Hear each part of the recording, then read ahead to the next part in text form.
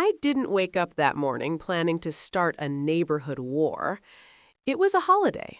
The street was quiet. The kind of quiet where nothing should go wrong.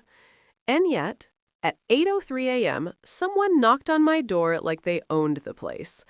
I ignored it, rolled over, went back to sleep. 4 hours later, I found out my neighbors had tried to use the police to scare us into submission. And that was the moment I realized something important. They weren't just rude. They weren't just bitter. They thought they owned the street. And I was about to teach them exactly how wrong they were. If you've ever had a neighbor who thought rules only applied to other people, if you've ever been disrespected, intimidated, or underestimated by someone who thought you'd just roll over, hit that like button, subscribe, and settle in. Because this story isn't about screaming matches or vandalism. It's about quiet revenge. Legal revenge, the kind that makes bullies unravel while you stand there smiling. When we bought the house, we knew neighbors could be a gamble. You never really know who you're signing an invisible contract with when you move somewhere new. You see the yard, the driveway, the street, but you don't see the personalities that come with the property line. You don't hear the grudges. You don't sense the entitlement yet. What we didn't know was that the couple to our left, both well into their 70s, were the kind of people who treated public space like private property and private resentment like a full-time hobby. The husband was the loud one, stocky, red-faced, the kind of man who carried his anger the way some people carry keys, always ready, always in hand. He paced his driveway constantly, back and forth, like a guard dog protecting territory that wasn't his, watching cars pass, watching people park, watching everything, as if the street itself had personally wronged him. The wife was quieter, but worse. She didn't pace, she observed. She watched from behind curtains that never fully opened, from the porch, motionless, from the network of cameras they'd installed pointing in every direction, including directly at our lawn, not angled for security, angled for surveillance. It wasn't subtle, it was intentional. And for the first few years, we played nice. We waved, we smiled, we nodded. We endured awkward small talk about the weather, the neighborhood, the way things used to be. We ignored the way conversations always drifted toward complaints. We overlooked the tension in the air when anyone unfamiliar walked down the street. Because sometimes peace feels easier than truth. Sometimes you tell yourself it's harmless, that they're old, that they're bored, that it's better not to stir anything up. That illusion shattered last summer. A friend of ours was visiting, here for a bachelor trip. Loud laughter, late nights, harmless chaos. The kind of weekend that reminds you life is still fun if you let it be. He parked his car on the street. Not blocking anything, not in a driveway, not violating signage, not even inconvenient. Just there. 24 hours later, the husband stood in his driveway and made a jerking off gesture at my partner. Not once, twice.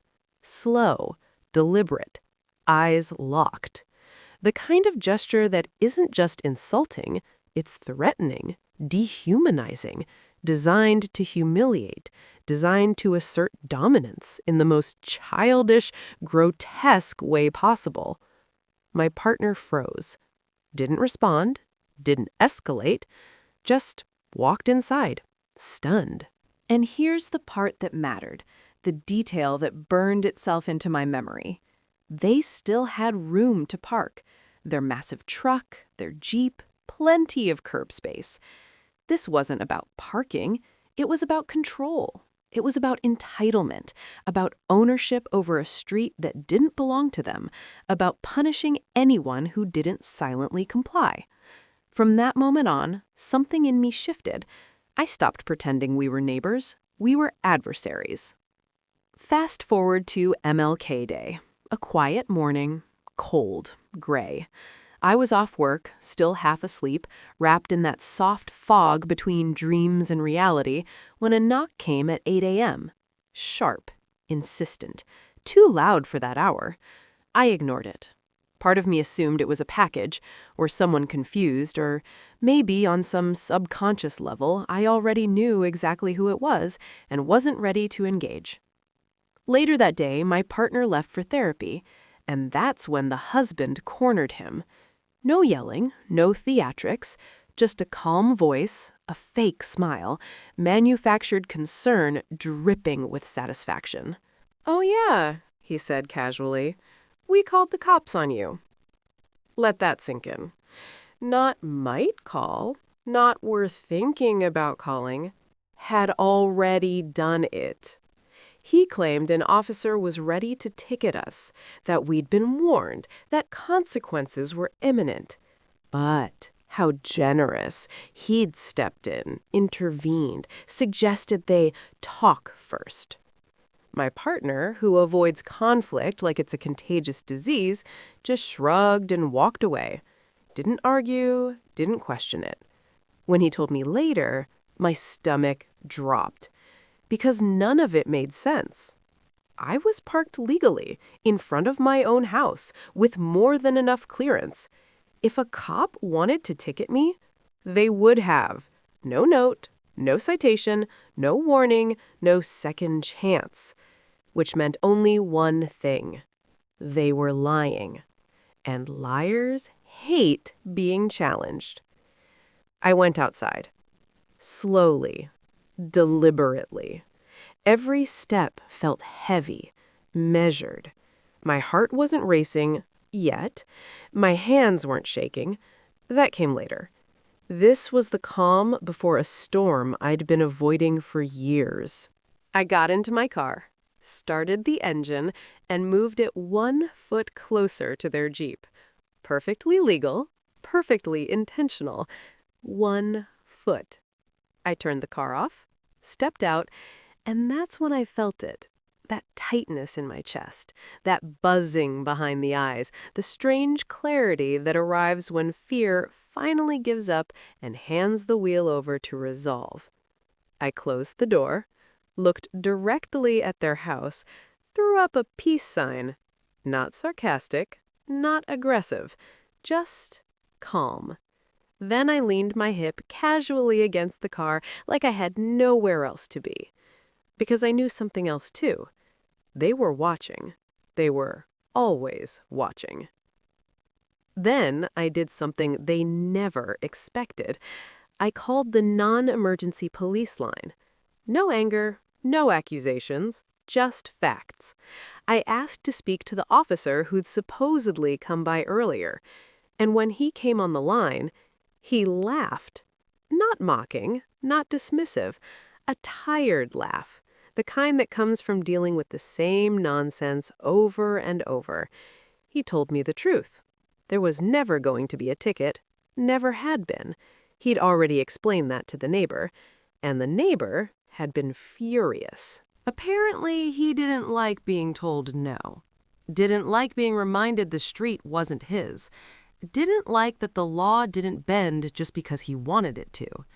Then the officer said something that changed the tone of the entire situation. We know them. They call a lot. Not sometimes, not once or twice, a lot. He didn't say it like a complaint. He said it like a diagnosis. And then, almost as an aside, he offered to do house checks while we were away on our honeymoon. Not because we were suspicious, because they were. A few hours later, another cop car pulled up, this time in front of their house. They'd called again, claimed I flipped them off, said they had video proof, insisted I was harassing them.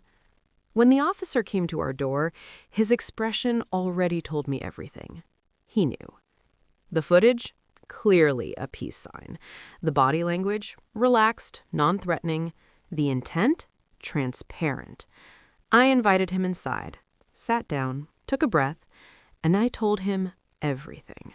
The gestures, the lies, the constant surveillance, the harassment, the racism they directed toward another neighbor when they thought no one was listening.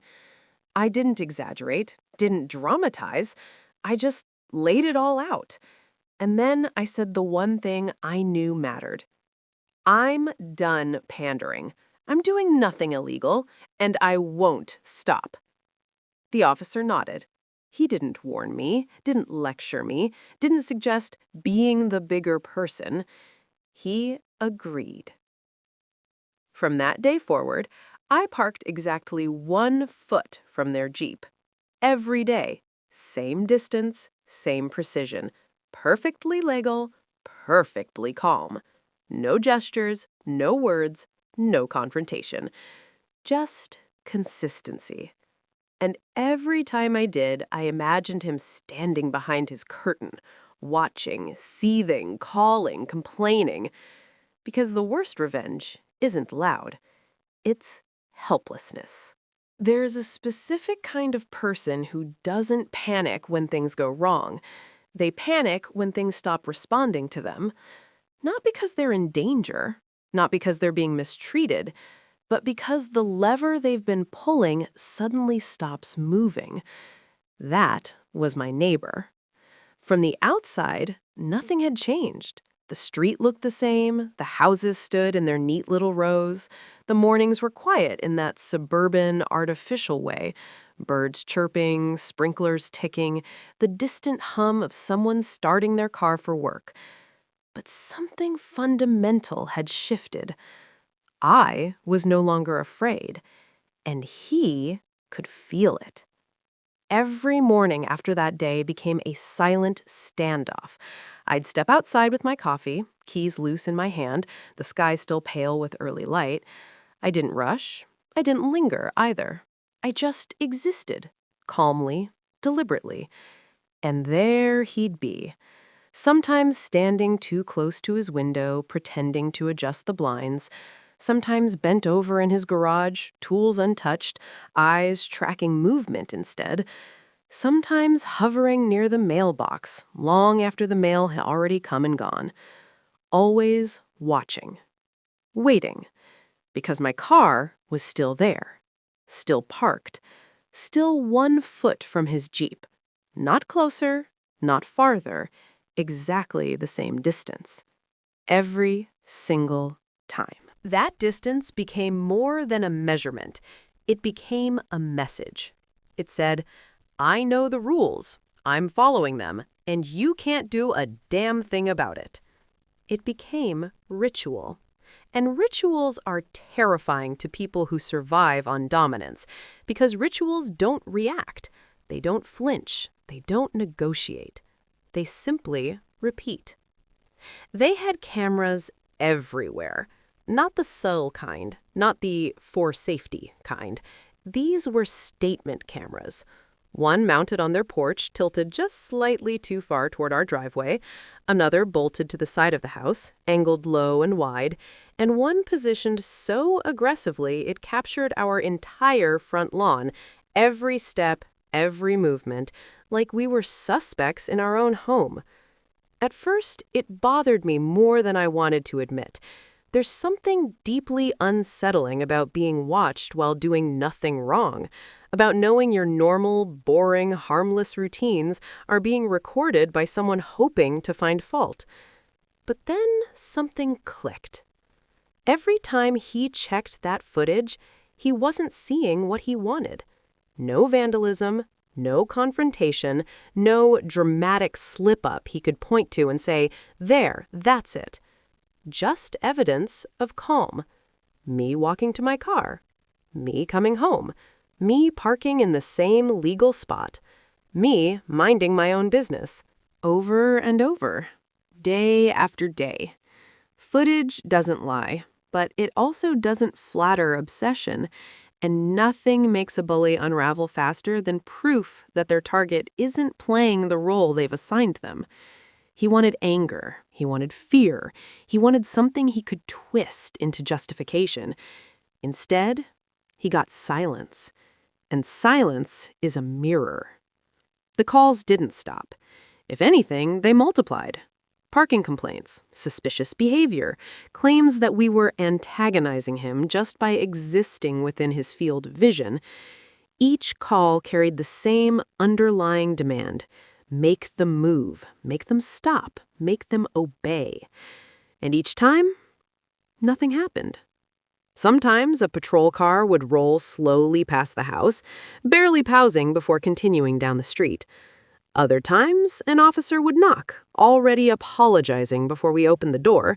You could see it in their posture, the way their shoulders sagged, the way they avoided eye contact, like they were embarrassed to even be there. "You're not doing anything wrong," they'd say. Every time. Once, an officer lingered longer than usual. He glanced at my car, then down the street, then back at me, and he sighed. "Honestly, we wish more people handled neighbor disputes the way you are." That wasn't validation. That was confirmation. This wasn't a conflict anymore. This was documentation in motion. And the system he thought he could weaponize was quietly turning its attention toward him. Our neighbor on the right, the family who had already endured his racism, pulled us aside one evening. They spoke quietly, carefully. Apparently, he'd yelled at their kids once.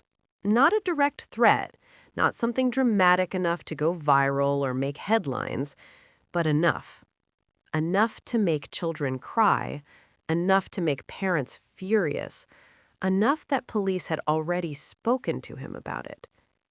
That detail changed everything, because it meant there was already a line drawn, and he'd stepped close enough to it that law enforcement was watching.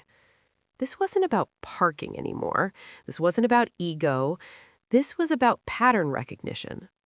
Every call he made added to a timeline. Every false report stacked another page in a file. Every overreaction tightened the net he didn't even realize he was standing in. He thought he was escalating. In reality, he was cornering himself. I stopped opening the door after that, not because I was scared, because I was prepared. Every unnecessary call became a gift. Dates, times, badge numbers, call reasons, outcomes. I kept a folder. Not dramatic, not emotional, methodical.